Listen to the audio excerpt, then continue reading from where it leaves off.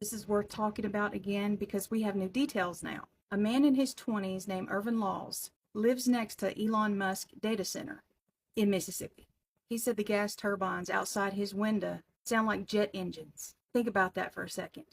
There ain't earplugs strong enough, and they run 24 hours a day. He can't sleep. He's a casualty of the AI war. What he says here is heartbreaking. I can't do anything about it because he's got more money than me.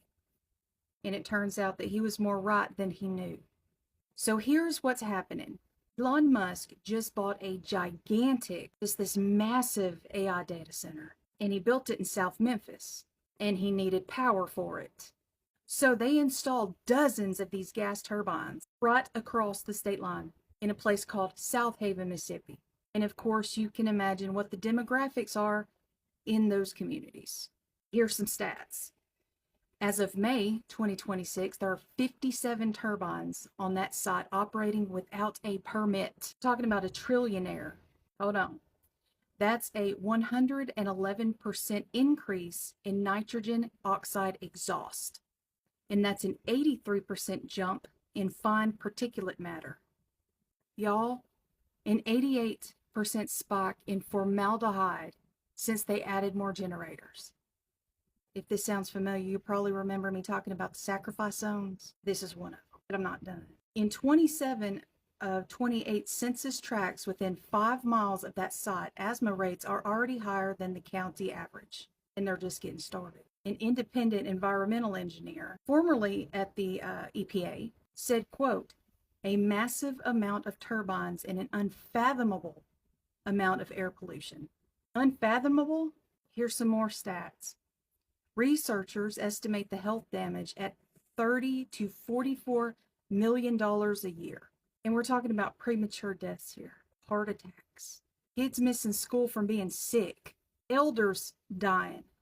Now, the NAACP sued under the Clean Air Act because they seem to be the only entity with their shit together. This act has been on the books since 1970. If you break it, you face consequences. That's the whole deal. That's it. That's the ball. And then the DOJ stepped in, y'all. The Clean Air Act is literally federal policy. Congress wrote it. So what is the DOJ's argument? The DOJ is arguing based on Article 2 of the Constitution. The executive branch has the authority to terminate any citizen lawsuits under the Clean Air Act anytime, whenever it feels like it, if it conflicts with their priorities, aka money and power. This is what Earth Justice calls it.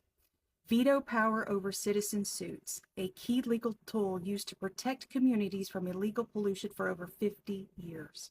A former EPA enforcement chief described it this way. This is the most consequential threat to citizen suit environmental enforcement in the law's history. And if this argument wins, y'all, and I need you to hear this, this is not going to be just Elon Musk's turbines and data centers. It is every polluter in America.